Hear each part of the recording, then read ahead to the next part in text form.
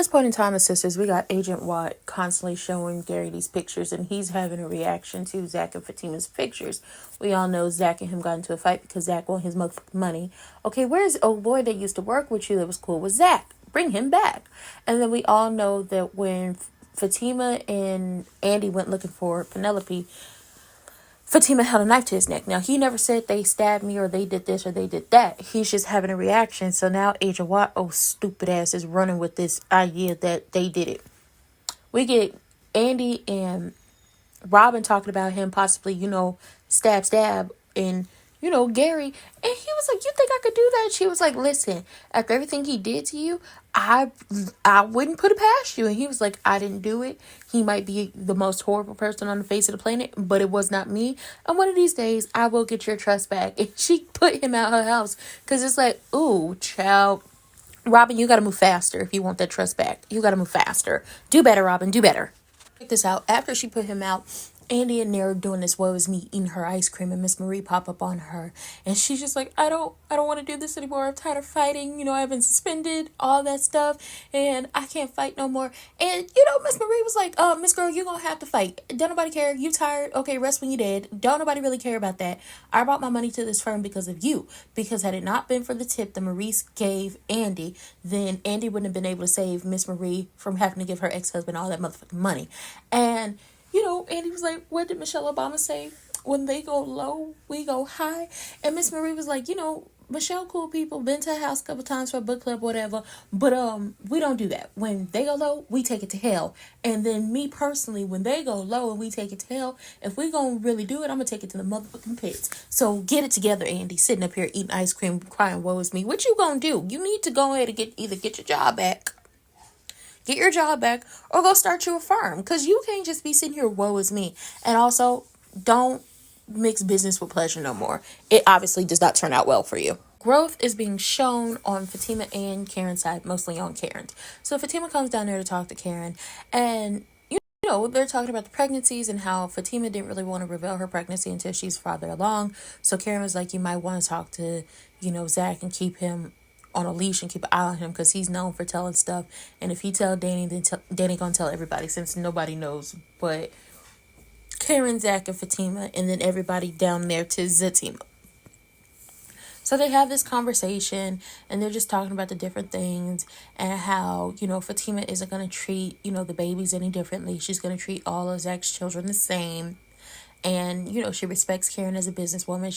She's running 2 businesses and carrying 2 babies. So whatever you need, she'll be there for you.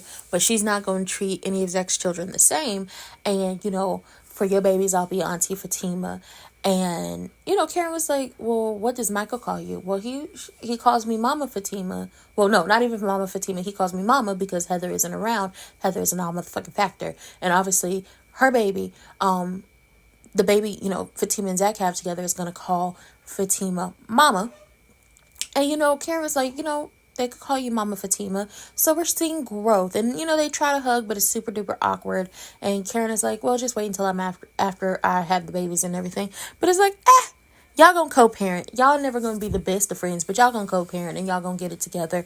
I'm not particularly in care or for with Rich and Sabrina, they go down to the doctor and we find out that he has a sickle cell trait, which knocks him out of being a candidate to, give his sperm.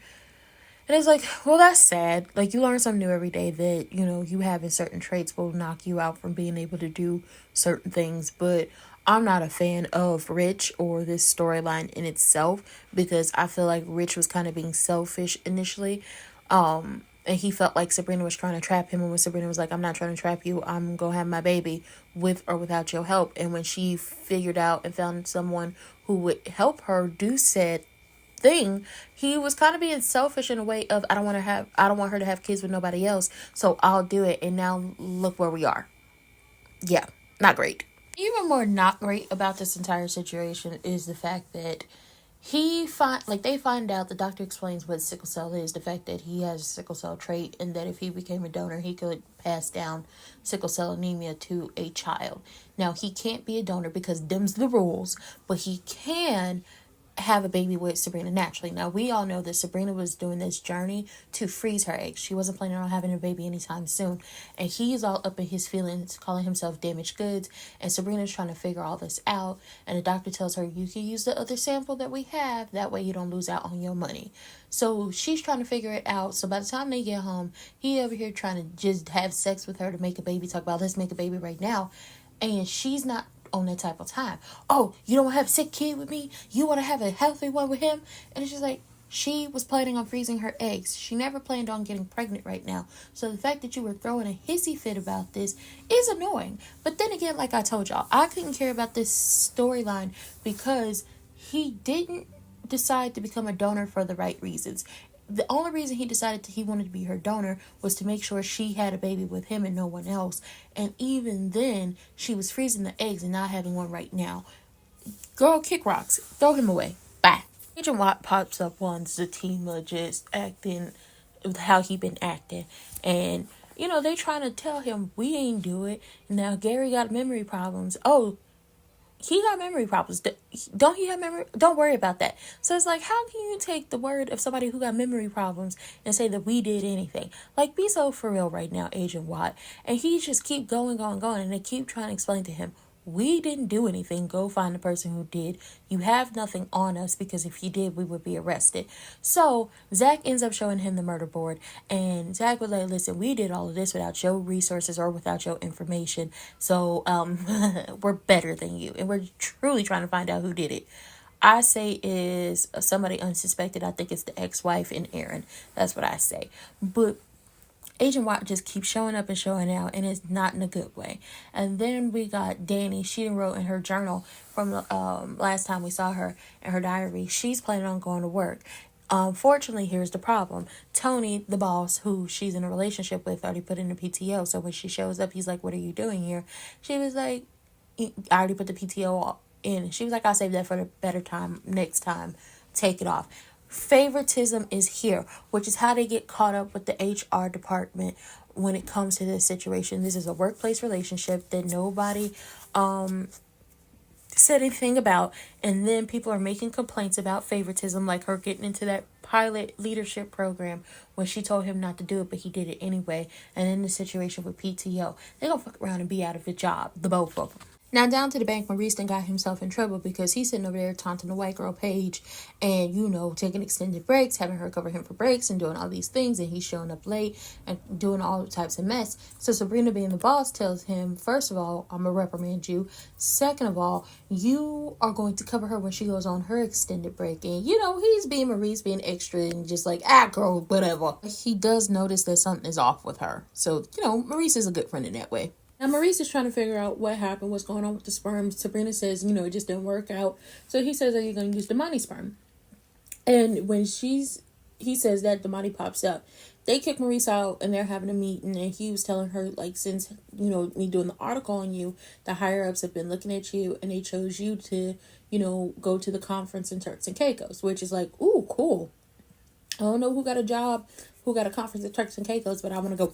Anyway, they're talking and he was like, you know, what happened with the whole sperm situation? And she was like, it didn't work out. So he's thinking that Rich walked out on her. And she was like, no, that's not what happened. So he checked himself, he apologized, and then Rich pops up. Now, the conversation between Sabrina and Rich didn't really go anywhere because Andy calls her. And like I told y'all, Andy called Sabrina, so Sabrina didn't finish that conversation with Rich.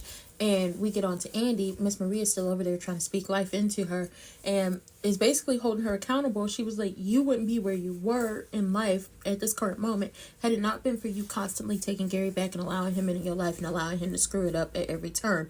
Own that, take responsibility for that, and then heal from it and move on and growth. And she was like, yeah, you're right. My girls have been trying to tell me that. And it was like, they tried to drive it home. They tried to beat it into him if you Fatima. So Miss Maria was like, you know what? You should call your friends. You talk about them so much. You should call your friends, tell them to come over. So everybody shows up. Karen, Sabrina, Danny, Fatima. And Miss Marie says she's here for a masterclass. She's about to speak light and positivity into them while also holding them accountable. And while she has been divorced 4 times, she can teach you a few things about how not to stay for struggle love because she's happily divorced. Learn from her, and maybe you could have a happy marriage or be happily single yourself. So she's just speaking life into them, basically letting them know, don't fall for struggle love. Don't fall for the bare minimum or allow the bare minimum to be what you go for, and just really pour into yourselves. Continue going to therapy, continue getting the help you need, continue just loving yourself, and make sure that you are held up on the pedestal that you deserve to be on, because men do the bare minimum and get all the praise while women have to do the absolute most. And she's speaking just like love and positivity into them, but also checking them and holding them accountable. And I appreciate it, Miss Marie doing that. This was, Sistas episode 15 and 16 compiled together. These episodes weren't like really, they weren't like, I got to watch these. So this is why it's so late. But with that being said, that's it. That's all I want to give y'all for this recap review of Sistas. Please hit those buttons, hit those like, comment, and subscribe. Hit the buttons, hit the notification bell, hit the links in the description box down below. I'll see y'all for the next one. And also don't forget that we have the Monday Night Raw watch along. It's the Raw after the Royal Rumble. Shout out to Jey Uso for winning. Okay, Charlotte Flair, DIY, and Cody Rhodes. Shout out to all of them, and we're gonna have a good time. Y'all come over to the channel, and we got a lot of stuff coming up, so be ready and check it out. And also check out my Married to Medicine live and my General Hospital recap reviews for them soaps. I also did a quick recap on my shorts, so go check that out as well. And with that being said, I'll see y'all for the next